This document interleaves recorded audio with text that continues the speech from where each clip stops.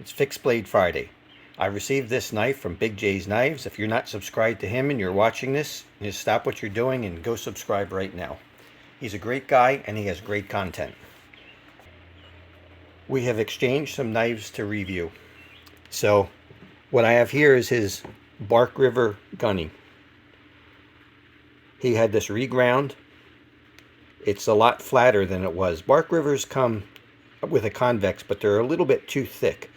I know I've flattened a few out in the past myself, but they did a beautiful job on this. This is thinned down nicely. It still is convex. It's not a flat grind. If I take a straight edge and I put it on here,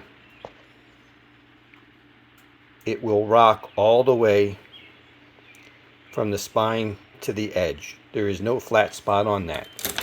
So I really liked it. It still maintained a full convex. In my opinion, convex grinds cut better than other grinds.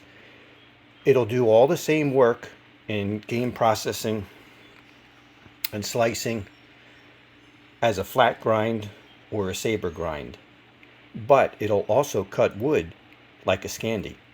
It actually even does better because the convex lets you rock the knife back and forth and control the depth of cut much better. So overall, convex is my favorite grind. Now let me give you a little size comparison. This is a typical bushcraft style knife.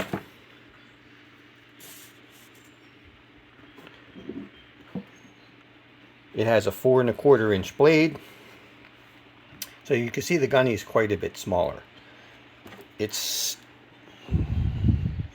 roughly 3 3/4 inch cutting edge versus 4 1/4 inch cutting edge. And also the handle's a little bit smaller. So it actually makes a pretty good EDC knife. This knife is too big to carry. It's fine to carry out in the field, but as an EDC knife, it just crosses that threshold where it's too big. This one you can do. And this is a great knife. It's very maneuverable. It's small enough you could work on game. This is just a wonderful knife. And somewhere's around here, I'm not sure where it is, I actually started making one in 3V. So I do have to send this back to Big J, but I want to keep one of these. So I'm going to make something that's pretty close to this for myself. I'll have a few minor differences, but I want to try one again. Years ago, I did have a Gunny Hunter, and I loved that knife. And that's one of the ones that I thinned down because I think the convex is too thick, like I said before. I'm going to be curious to see how this performs. This knife is an A2, and actually this bushcraft knife that I have here is an A2. So this will be a good comparison. I know how this holds an edge, and this knife is phenomenal. I want to see if Bark River's A2 is as good as my A2.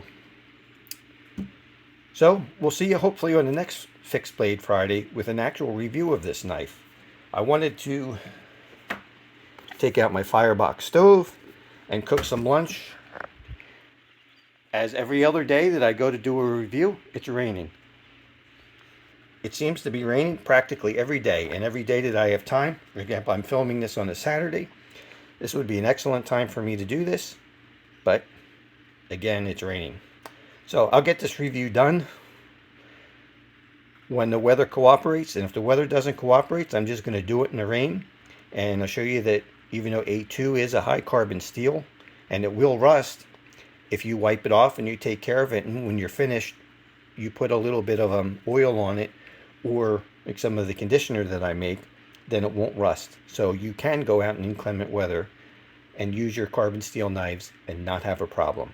And that might be what it comes down to. If it's going to continue raining every day, I'm just going to go do it when it's wet. We'll see you next time.